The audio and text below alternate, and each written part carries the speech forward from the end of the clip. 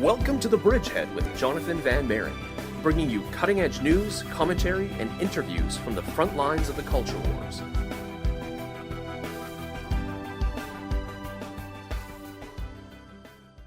Hello, everyone, and welcome back to the Bridgehead at 3 p.m. on AM 1380. Thanks so much for joining us again. Now, who we're going to talk to this week is someone involved with an organization I recently came into contact with called Operation Underground Railroad. Now, obviously, that name will jump out at a lot of people since the Underground Railroad was a network of homes and churches in different places back in the 1850s, 40s, 30s across the United States to Canada, where abolitionists would assist slaves in escaping the American South, escaping slavery to freedom in places in the North and especially here in Canada. Now, this organization is dedicated to freeing slaves that live around the world today, especially child sex slaves. Now, I know that if you keep up with the news, many of you will be aware of the fact that more slaves exist today than at any other point in human history, and that sex trafficking is an enormous problem. We've done a lot of interviews with various guests who have really highlighted that sex slavery and sex trafficking is such an enormous problem, and we've been able to talk to a lot of experts to identify why the demand for these things exists as well. So today I have the privilege of talking to Matt Osborne. He works for Operation Underground Railroad, and he does some truly incredible things. He's a senior vice president for rescue missions, and these rescue missions are essentially undercover teams going in to rescue children from sex slavery, and I'll let him speak to that in just a moment. So for anybody who wants to get involved with this organization or take a look and find out more, go to ourrescue.org, OURrescue.org, and just take a look at a lot of the things that they've been up to. So with that, I'd like to present to you a conversation with Matt Osborne of Operation Underground Railroad. You used to work for the federal government. What was your capacity then? So, started off with the Central Intelligence Agency. I was a political analyst. Mm-hmm. So I did everything from tracking terrorism against the homeland. You remember this was after September 11th, 2001 in the States. Right. Then I worked issues related to East and Southeast Asia. And then after the fall of Saddam, worked the political transition in Iraq. Then I decided I wanted to do more as a diplomat, and so I joined as a Foreign Service officer with the U.S. Department of State, served overseas tours in Madrid, Spain, and Caracas, Venezuela, and Mexico City, Mexico. Then had the opportunity to join TIM, and so as much as I love my government career, I gave up my government pension, took a pay cut, and joined TIM with the Operation Underground Railroad. So how did Operation Underground Railroad come about? How did this idea of rescuing children from sex slavery turn into this organization that actually does just that? So Tim Ballard, our founder, as you know, he served 12 years with the U.S. Department of Homeland Security. Obviously, first it was the U.S. Customs Agency, then after September 11th became Homeland Security. He was working on the border between the U.S. and Mexico, doing what you could imagine to fight drug traffickers, gun runners, organized criminals. Well, he was asked to head up a child crimes unit, Internet Crimes Against Children Task Force, something called the Child Sex Tourism Jump Team, meaning anytime we got intelligence or evidence of an American citizen traveling to Central America, the Caribbean, South America to engage in sex with children, he would essentially put the team together and they would go jump, they would go work with the authorities in that country to rescue these kids. He grew frustrated with the U.S. bureaucracy. I mean, you can imagine, I'm sure it's the same, Canada, anywhere else, but right. With the bureaucracy of the government, he was not able to save children or work a case unless there was a U.S. nexus. So was the kid American? Was the perpetrator American? Was money passing through U.S. banks? If the answer to those questions were no, then he was told no. So he would see all these kids that needed to be saved, all these trafficking networks that needed to be taken down, but he couldn't get permission to do it. So he said and thought to himself, what if I leave the government and yet continue to work with the government as a force multiplier. You know, we only go in the front door. We don't go in at all. We're not a vigilante group. And so he said, I'm going to still work with the U.S. embassies. I'm going to work with, different governments. We actually have a case we can't talk too much about now. We're trying to deal with the Royal Canadian Mounted Police. We're working with governments in Central America, South America. How can we just be a force multiplier, use our financial resources, human resources, technical capacity to assist? And so that is essentially a long-winded answer to your question of how Tim decided to start this organization to assist governments in their vital work to fight human trafficking and child exploitation. Right, and the interesting thing is that you could imagine a lot of people being in a situation where they read news articles, they hear about sex trafficking rings, they're exposed to, say, documentaries on human trafficking, and want to do something, but would have no idea where to start. So obviously, both yourself and Tim and many members of your team have very specialized skill sets as well as great contacts. But how do you take this from a commitment to we can go out there, be a force multiplier, to we're on the ground actually facilitating the arrest of traffickers and rescuing children? Yeah, absolutely, Jonathan. And as you've studied this issue, I'm sure you've met many wonderful organizations who help on the front end of this problem. Prevention, education, holding conferences. And you've probably worked with a lot of groups on the back end who do the restoration, rehabilitation. Yes. Those are all valuable and valid groups, and we need them. We, however, saw a real lack of groups that would physically go into the darkest corners of the world in the United States and pull these kids out. And so that's the niche that we wanted to fill and we want to fill. So we said, okay, how do we do this? I mean, we're going to be risking our lives. We're going to be sitting in front of these traffickers. We're going to be setting up these sting operations. So we need individuals who have had experience in law enforcement, intelligence, military, and so that's the team we've put together of men and women who can handle themselves overseas, who know the laws of the land so we don't end up entrapping a suspect and ruining a legal case and letting a guy off. And then how can we trust that these individuals would be able to protect themselves if things go wrong? You know, knock on wood, we haven't had anything go wrong yet, but as you know, when you're sitting around these tables and you're talking about real criminals and real criminal organizations we're infiltrating, things could get out of hand. And so we wanted to make sure we put together those individuals who have this type of skill set. And so far, we've been very fortunate with the team that we've been able to organize for these type of operations. So walk us through how this looked on the ground, especially at the beginning. You have Tim, who recruited people like you and others with the skill set, with the ability to go on the ground to fill this need in combating human trafficking. How did you go from discussing this in the United States to on the ground in other countries, to the extent, of course, that you can tell us that? Yeah, absolutely. I mean, we can share quite a bit of details. So you can imagine Tim, when he was on the child sex tourism jump teams, working with U.S. embassies in Central America, the Caribbean, South America. You can imagine someone like me with my contacts in the diplomatic community in the countries in which I've worked.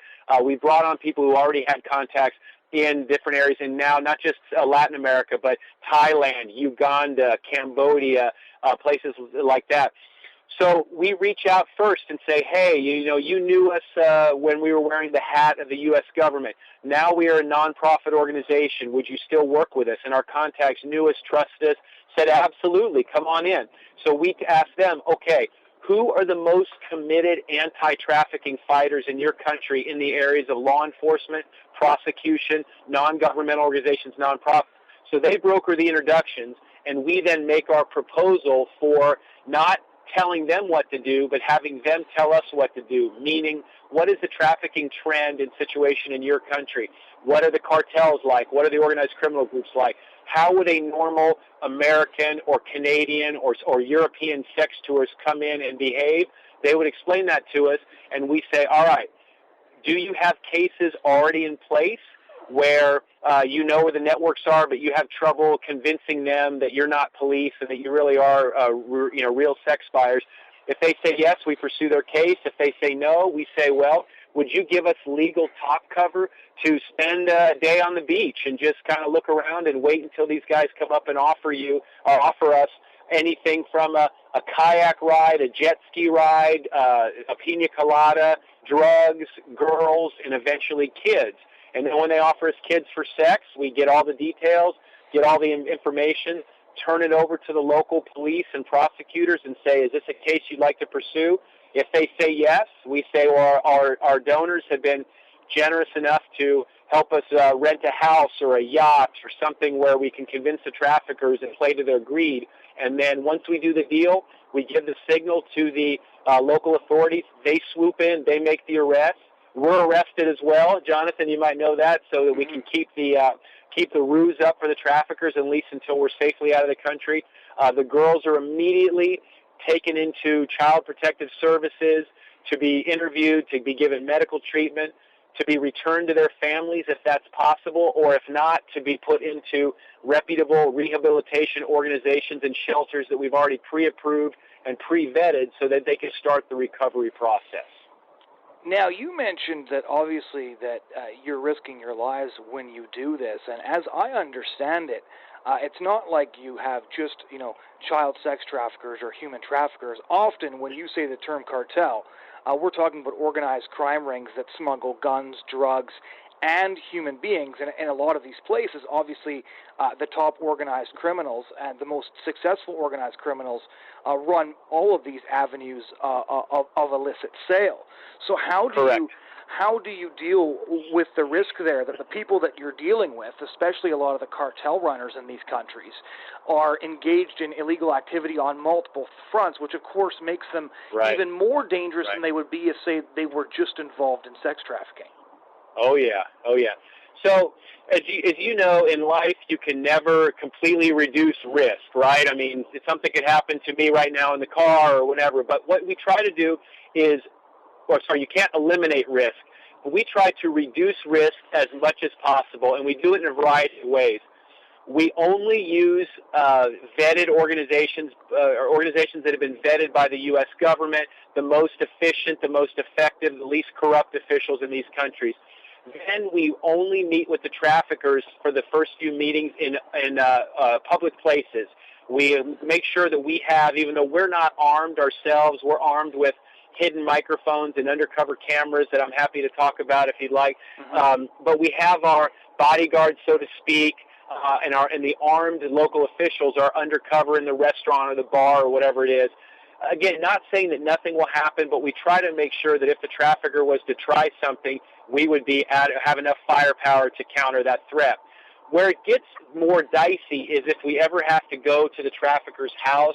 A lot of times that is where they say they have the kids.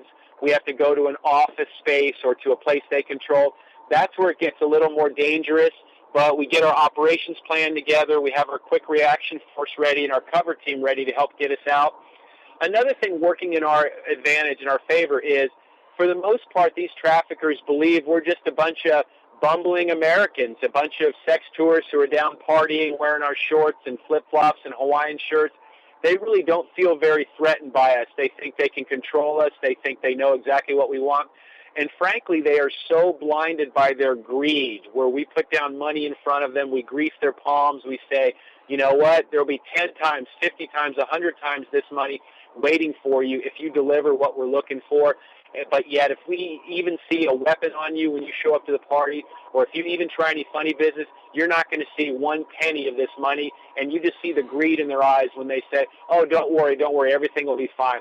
So I don't know if that's a satisfactory way of saying we do everything we can to reduce our risk, but we realize at the end of the day we are taking a risk. But for us, we've calculated to save kids, it's worth it. This is worth it for us to do this. Absolutely, and the reason I'm walking through these practical details is because I think that people are very interested to know how this comes about. And you mentioned that you get outfitted with hidden cameras and microphones, and obviously part of minimizing risk would be to ensure that those aren't seen. So, to the extent that you can tell us, of course, going into these meetings, what does the prep look like? So we always joke we're not armed. We don't, because a real sex tourist wouldn't be carrying a weapon, wouldn't be doing anything like that. But our weapons, again, are these hidden cameras, hidden microphones. And I can tell you that we have an independent Hollywood film crew that accompanies us, so we try to be the most transparent nonprofit that we can. We have this group recording our every move. They hook us up with all sorts of gadgets. I mean, think about James Bond and Q, right? Are we talking sunglasses? Are we talking a watch? Are we talking backpacks? these type of things to record. First and foremost, we want to record evidence for these countries so that when we can turn over high-definition video and high-quality audio evidence of these traffickers admitting what they have, admitting what the girls will be forced to do for our pleasure, admitting what their intentions are, it's very difficult for them to argue in a court of law that they were up to anything other than what they're accused of. We turn this evidence over to the prosecutors of these countries, and they are able to put together some very strong and almost airtight legal cases. And in their countries, usually the girls do not have to be re-traumatized by facing the traffickers again, facing their pimps again, because this evidence is so clear and so convincing. You're absolutely right, though. Every time, no matter how many of these operations I've done, I'm so nervous that my microphone will be seen. I mean, if you were one of my partners on the operation, I'd be saying, Jonathan, can you see my mic? Can you see my mic? Am I okay? Are you sure? But, at the end of the day, you do your best and you go in and you do what you can to record the information. In which countries do you find that these practices are, shall I say, the most widespread? Obviously, these types of things happen everywhere, and it's good for North Americans to realize that these cases happen in Canada and America with disgusting regularity. But which countries do you find that you have to operate in the most often? So, as you said, you could throw a dart anywhere on the globe, and wherever it lands, there would be kids being exploited there. But where we've tried to go so far is where our countrymen go. And I really appreciate you saying North America, because even though I'm ashamed that it's my countrymen that are the number one consumers, Americans, number one consumers, as you know, follow closely behind are Canadians and Western Europeans and others. So we go to places, imagine your Mexico tourist destinations, Cancun, Los Cabos, Acapulco. Think of the Dominican Republic on the North and the South Islands. Think of Bangkok, Thailand, Colombia, Cartagena. This is where we go for the most part because we have the reliable and effective law enforcement partners. But we're finding that even in places such as Uganda or other places in Southeast Asia where you don't expect to see a lot of Westerners there is this type of exploitation going on.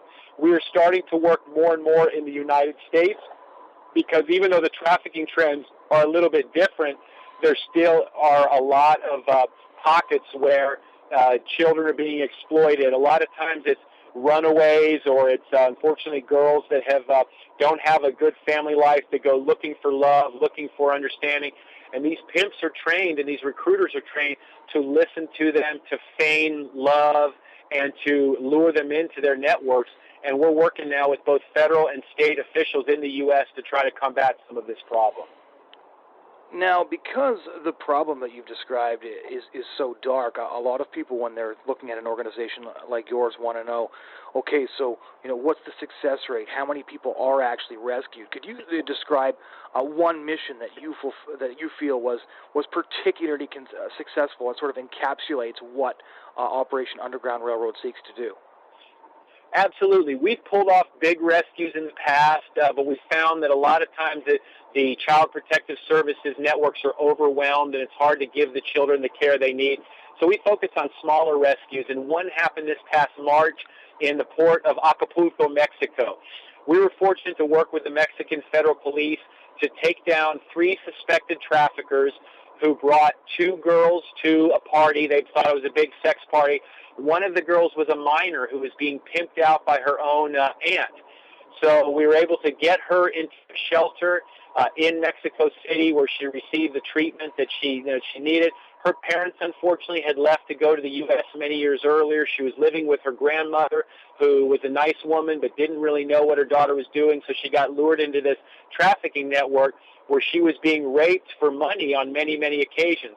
Well, thanks to donations from OUR and our supporters, we were able to get her the psychiatric treatment that she needed. And so she, after about 7 months in the shelter, felt confident enough to tell federal police what she knew about the trafficking network in which she was being exploited. And she gave them this intelligence and this information. And wouldn't you know, Jonathan, 3 weeks ago, Mexican federal police, on their own accord, raided these areas where the network was in Acapulco, saved 12 additional girls, and took down 6 other alleged traffickers.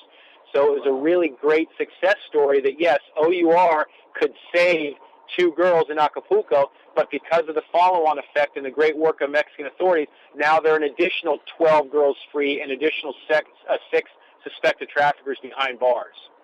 That's phenomenal. And do you or your team ever get to talk to the people that are rescued?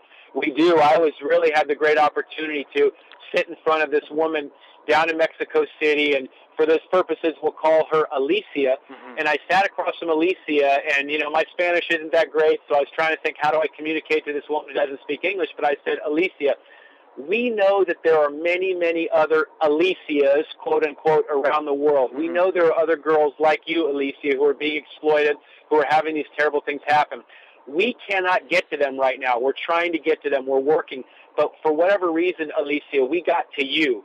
So you can do whatever you want with this. You can just act like it never happened, or you can seize the day and become whatever you want to be in life. And she thought about it for a minute, and she smiled, and she said, you know what? I want to go to beauty school. I want to be a beautician. And she says, I don't know how to do it. And we said, well, if you can get your high school equivalency, if you can get your high school education, we have donors who are stepping up to fund your scholarship. So we hope that in 18 months we'll be able to fund this woman's scholarship and, right. and help her move forward. And so for us, that's just a great story, and it keeps us all going, right? Yeah. We know there are many we can't get to. We know there are many kind of fish that got away, so to speak. But every once in a while, we're able to really save one, and then save 5, and then save 10. And that's our motto, and that's what keeps us going. Right. Well, obviously, the children that you're saving, as well as the traffickers you're putting behind bars, and the intel that you're gathering is a threat to some of these cartels. And you mentioned Mexico, and I've done a lot of research on some of the things that are happening with the cartels in that area, even in regards to drug use and how some of the drug wars are resulting in large numbers of migrants, and those migrants are often falling prey to sex traffickers and kidnappers. Yeah. But the forces that you're up against, obviously, are not going to be too pleased with the type of work that you're doing and the way you're interfering with their business. How have they reacted on a broader scale to the existence of your organization and your operations? So we rely on local authorities to obviously do the rescues and then keep us apprised. We are fortunate that we're able to do the rescue, get the kids into the rehabilitation, and then we leave the country. Mm-hmm. But from time to time, we hear about the fallout where the other members of the network that we hit are talking about retaliation, looking for us, going after us.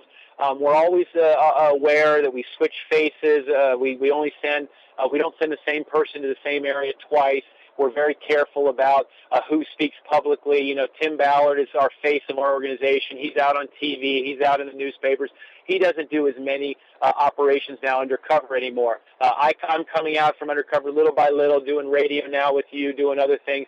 And my days as an undercover operative may start to be numbered, but we have a great core of operators whose faces will never be known, whose names will never be known, and that's who we really rely on now to try to stay one step ahead of the traffickers. We know that may not always be possible, but again, as I mentioned earlier, that is a risk that those of us in OUR have chosen to take. For us, we believe that it's a calculated risk. We're willing to deal with it, and because we do believe in this cause, as I know you do as well for all of your work that you've done. Yeah, and so how many children, just to give people a number, has this organization managed to free so far? So we've been in business about 21 months or so. We were in early 2014 we were founded. Our numbers right now are 322 victims of trafficking we've helped save in a total of 31 operations. Now, to be careful, I want to make sure I'm exact. Mm-hmm. Not all of those were quote-unquote children. Some of those were 18, 19, 20. But about half of them, or a little more than half, were minors of this 322. But more importantly, we've helped law enforcement arrest over 80 suspected traffickers. And even though a few of these were let off because it turned out they were just a driver, they were just a middleman, we've taken some really bad traffickers off the streets, and we believe there are an untold number of children and other would-be victims that were never victimized because of some of our efforts. Absolutely, and that brings us to another interesting question, because I know Tim has spoken on this before, and I was just on the Underground Facebook page earlier, and it talks about the connections between sex trafficking and pornography. And I find this interesting because when we see enormous numbers of North Americans, for example, wanting to purchase sex from children, wanting to rape children. That's not normal, and we have to ask ourselves, what is in fact driving this demand? And this is one of the things that when I spoke with Member of Parliament Joy Smith, she said you need to look into connections between pornography, especially violent pornography, and human trafficking, because she said, in my experience talking to victims, violent pornography is used not only to groom the victims, but is also what's driving the demand of the Johns, the rapists, the victimizers.